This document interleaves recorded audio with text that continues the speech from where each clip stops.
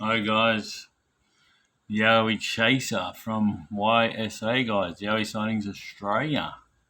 Alright, today we have a sighting report, Yowie sighting from a military person here at Singleton at, I don't even know how you say it, Poker.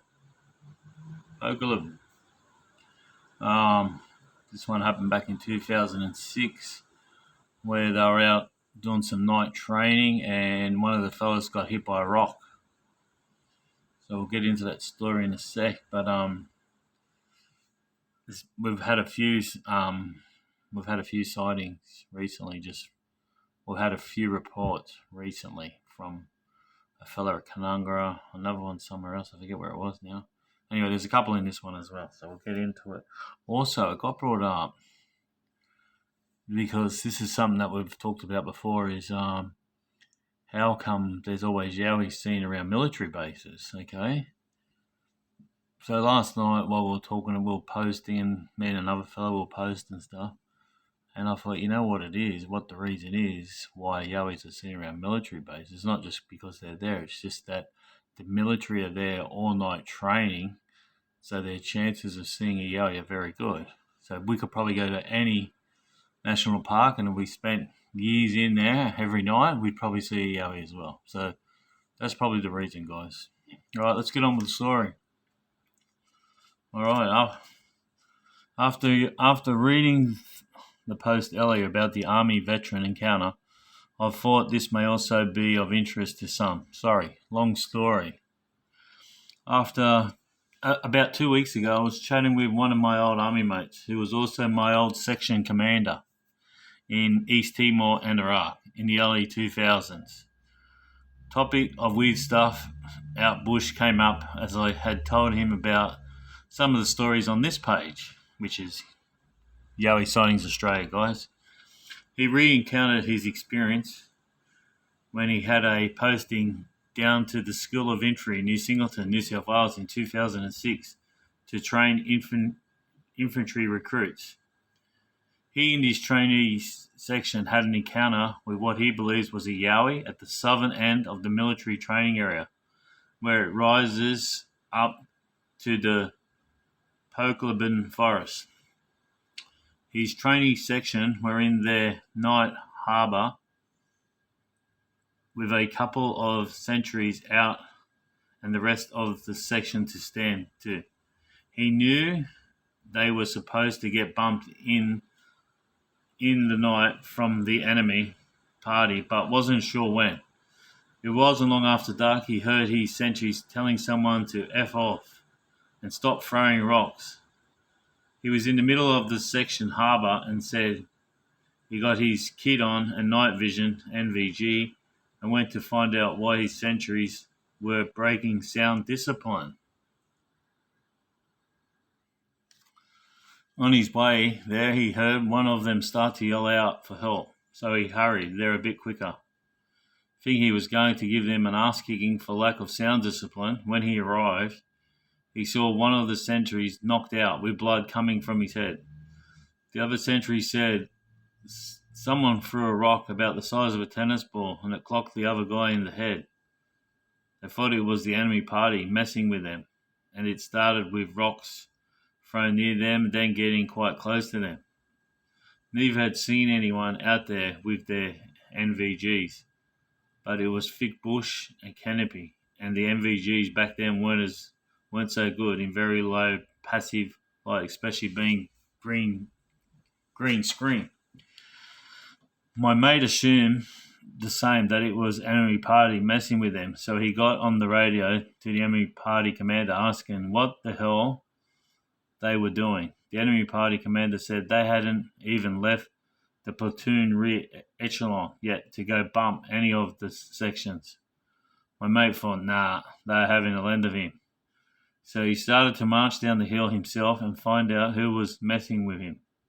He also called in on the radio to the platoon commander at no duff casevac for sentry that was still knocked out and requested a medic to come up to their position. He also thought by going down to the rear echelon, he could escort the medic back up.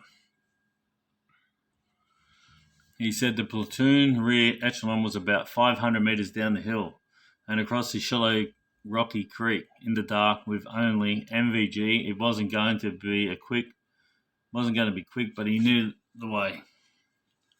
He was on this walk down the hill when crossing the creek. He said he saw the thing. He said it was crouched over and looked kind of hairy. It was hard to see in the crouched position, but there was enough ambient light in the opening of the creek line for him to make it out in his MVG. He thought it might be one of the enemy party dressed in a Yowie ghillie suit and staying still, trying not to be seen. So he started walking up the rocky shallow creek bed toward it and yelled out, saying, Hey, hey Kent, I can see you. Stop effing around. He said he got to about 20 metres from it and then it stood up. Look right at him. He said it was easily 7 foot tall or taller. Way taller than any soldier he knew to be out there. He also said a major thing he noticed is its hair was patchy and the creature looked very skinny, almost like it was sickly. He said its eyes glowed very shiny in the MVG. He couldn't tell the colour of its hair looking through the green screen of his MVG, but he said it appeared lighter than the darker riverbed. He said he and the creature were both paused, looking at one another for what felt like 10 seconds or so. Then he turned and bolted into the bush behind the creek. He said he was like, what the hell was that? He said he didn't feel scared, as he said if he wanted to do something to him, it would have. Plus, he thought if he did come at him, he could fire a volley of blanks at it and scare it. And also he had a combat knife, if needed. But 2 tours of East Timor and 1 tour of Iraq, 7 years in the army and many years' experience deer hunting in the Vic High country had made him very in tune with the bush and not much that would scare him. He didn't bother trying to follow it as the bush was very dense, and as mentioned, the MVG didn't work that good in the dense bush canopy. He continued down to the platoon echelon and re-encountered what had occurred to the platoon commander and sergeant. They were in a bit of disbelief, but they saw the priority as getting the medic up to the trainee, so they called a halt to the exercise and to go white light to get help back up the hill to the section harbour. Eventually, when they got back up there, nothing else had occurred to the trainees, and they were all brought back down the hill to the platoon echelon. With the knocked out guy carried down on a stretcher, he was then casevaced out in the rover back to the main base. The rest stayed out for the night at the platoon echelon. The next morning, he had to give a report of what happened, and he had to sit down meetings with the platoon and company commanders and company sergeant major. He said they all said he must have imagined what he saw and told him to change his statement in his report. They suggested that the sentry must have stood up and slipped over and knocked himself out. My mate said he refused to alter his statement and submitted it as is. Where that statement went, or whoever got to read it, if anyone did, he doesn't know. The interesting thing, he said, was about 6 months later, one of his good friends, a commander with 2 CDO reg, was up there doing some training solo navigation exercises near the foothills of Polygon 2. Polygon 2. He reckons he had an encounter along a track with a creature on dust that looked the same as what my mate saw 6 months earlier. He said the creature apparently crossed the track in front of him, paused for a second, looked at him, then ran off in the bush. Again, he described it as being 7 foot tall all taller, very skinny, sickly looking, with seemingly grey long hair that was patchy in areas. He said for him it didn't freak him out and he didn't feel comfortable stomping around that area of bush on his own anymore. Though the creature didn't display any aggressive behaviour, he said just the fact that he saw something like that running around out there, he didn't want to be out there on his own any longer. Both my mate and his commando mate that chatted to him said they didn't get any smell from the creature. My mate, after his time in the army, moved back to the Vic High Country, where he continues to deer hunt, spending many days out in the bush alone, but he has never seen anything like that, what he saw back in 2006 at Pokelabin. I myself, after Timor and Iraq, moved back to southwest WA. I spend a bit of time out bush, camping, fishing, marrying and hunting. And my uncle and friends have farms down here, some bordering the state forest, and have been there their whole lives. As yet, I haven't seen anything that I could think to be a Yowie creature or something similar, or nor has any of my family or friends down this way.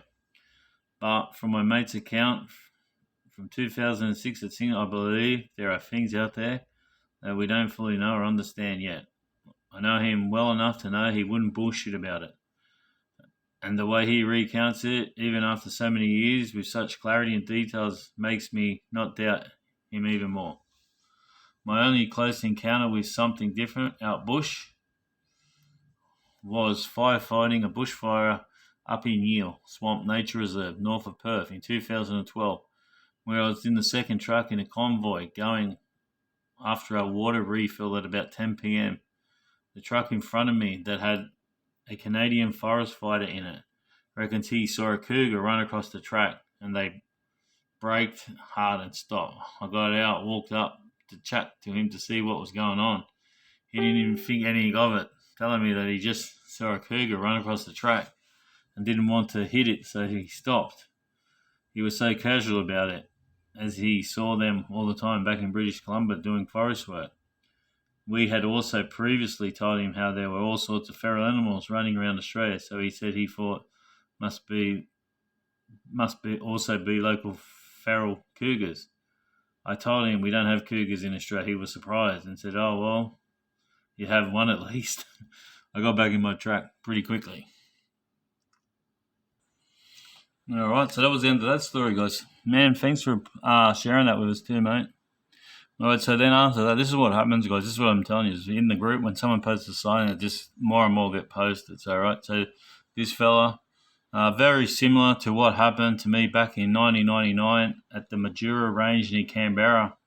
I was on gun picker duty with another soldier in the middle of the night when a black hairy giant ran into the middle of the position and then ran out.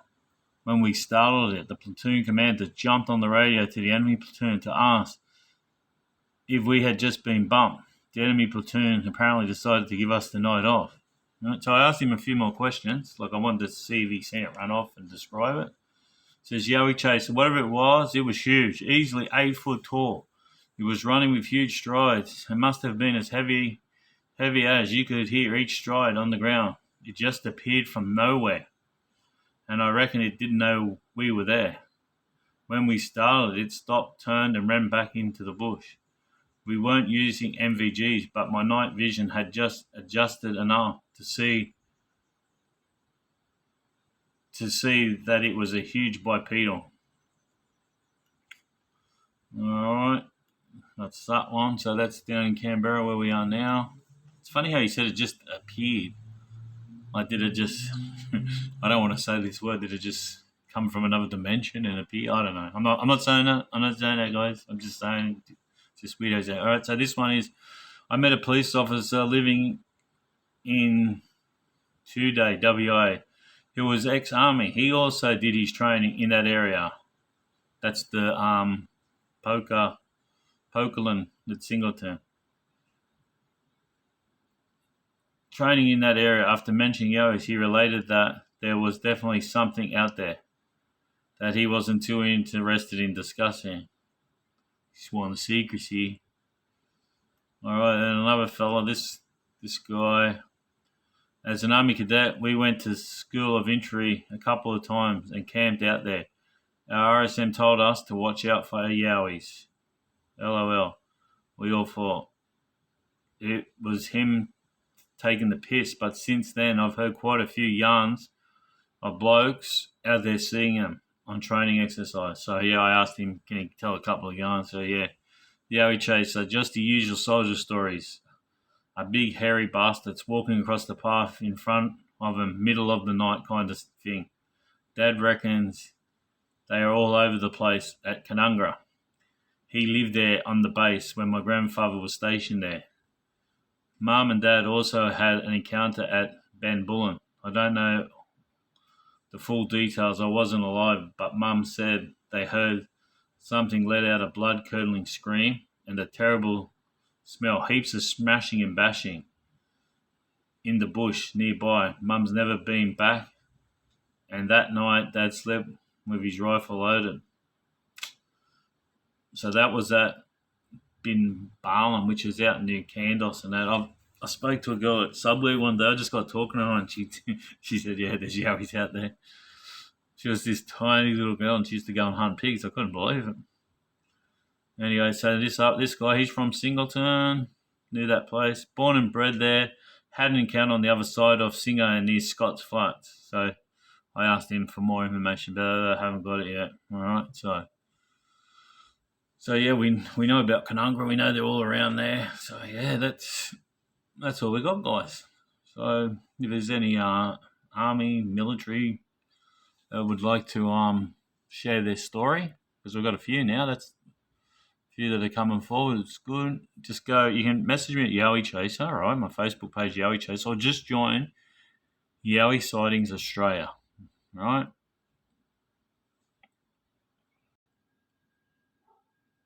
All right, so that's what you're looking for. Yowie Sightings Australia. Now, if the URL's facebook.com/groups/Yowie Sighting. Okay, if you can't find it. But only click on this one because a lot of people are clicking on the wrong one, guys.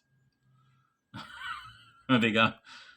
They must type in Yowie Sightings and it takes them to another spot. So make sure you click on the right place or you'll end up in the wrong one. All right, guys. Oh, we got another message there. All right. Cheers. Thanks for thank you guys for all sharing that as well, guys.